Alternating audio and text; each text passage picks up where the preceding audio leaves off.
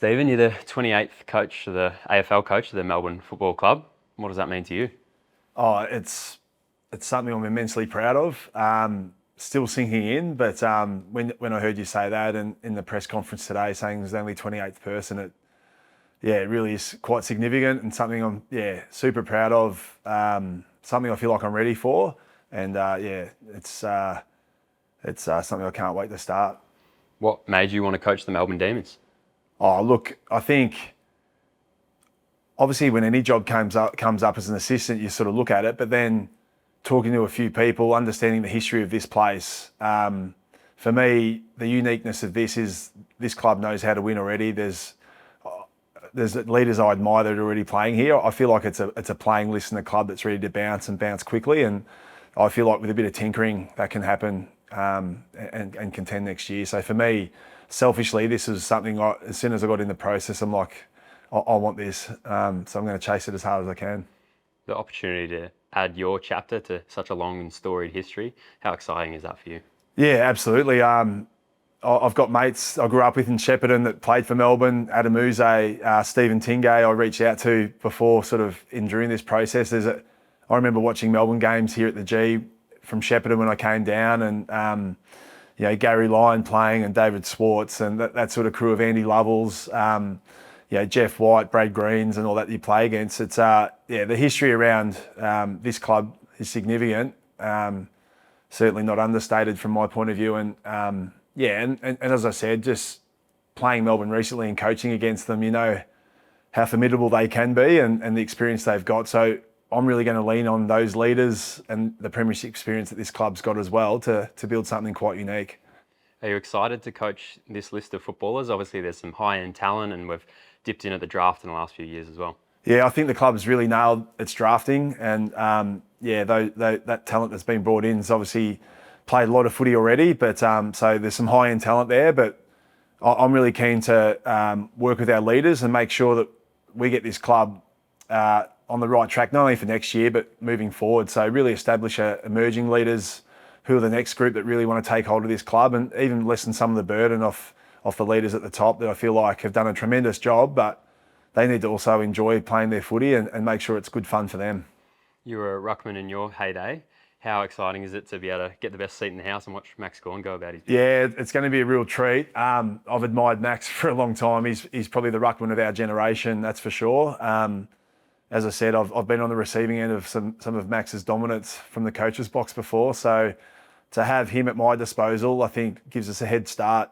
When the game restarts at stoppage, and hopefully we can really maximise what he brings to the table. But I think his game being at the level it's been at for so long, it's quite remarkable. It's something I'm keen to get a closer view of.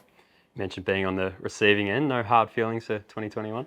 No, it was my last game at the Dogs, and there was that patch in the third quarter where I think, I don't know, 5 centre bounce goals, but we left the box to come down, and by the time we hit the ground, I think 3 more had been kicked, and it's something I haven't really reviewed too often, but that was obviously a dominance from centre bounce with the boys in there. So that does show what firepower we've got and what I have now at my disposal. The hiring process, you were in front of a 7-person selection panel. What was that like? Yeah, it was a great process. As I said before, obviously the work you do to prepare for that, but then I think when I was in there, it was only a 15-minute presentation, but a 50-minute questioning from the panel. So I think that was probably where they got to dig a little bit deeper about me. I got to ask questions of them as well, and make sure that this fit wasn't just something that was right for me. I felt like it was right for the club as well, and I think that puts you at ease a fair bit when you go through something like this, and you are authentically yourself, and it still resonates with the people in the room. I had a really good feeling that hopefully this would be the outcome. Paul Guerra has spoken a bit about your reaction to being told you were the man. Can you take us through that? Yeah, look, it happened pretty early. I was in the car about to try and start my day and got the call. And it was, I thought, oh, this is going to be it. It's either you're our preferred candidate or, unfortunately you got close, but not close enough. So yeah, that was a big moment. And when he told me, it was obviously massive. I was in shock a little bit, and just that reaction, I think that Paul said today around how proud I am of this opportunity. It's it truly is a privilege and something I can't wait to start. But it's for me, it's obviously it's a reward for me, but the work I've put in, the people that I've had the honour of working with, I think, and the messages I've received post this announcement really takes you back through your whole football journey of teammates, coaches, people at clubs that make footy clubs special. They've all reached out, which has been really, not emotional, but quite humbling, and made me realise how many great people there are that I've been fortunate enough to cross paths with. It's an impressive list of those people, even the coaches you've either played or worked alongside, from Rocket E to Ross Lyon and Bomber Thompson, Chris Scott. Yeah. Have they all shaped you along the journey? Yeah, absolutely. I feel truly blessed of my time in this game. I drafted as a 16-year-old kid from Shepparton to Geelong.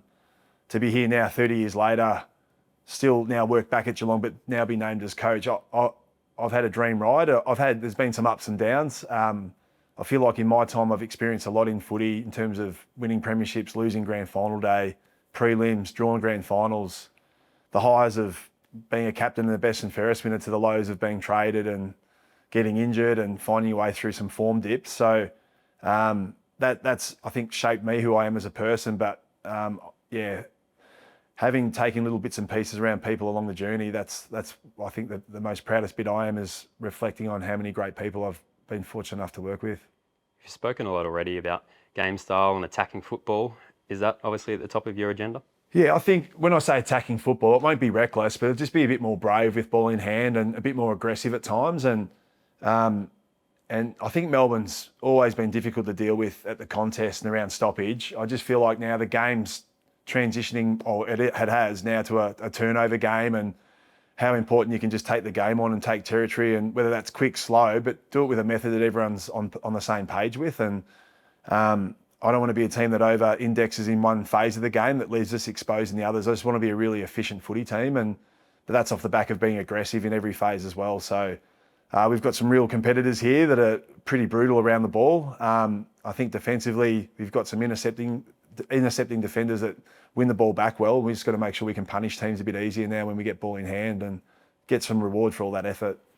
Well, it's certainly exciting. We're thrilled to have you on board, and good luck for the couple of weeks ahead of you. No, I appreciate it. Thank you.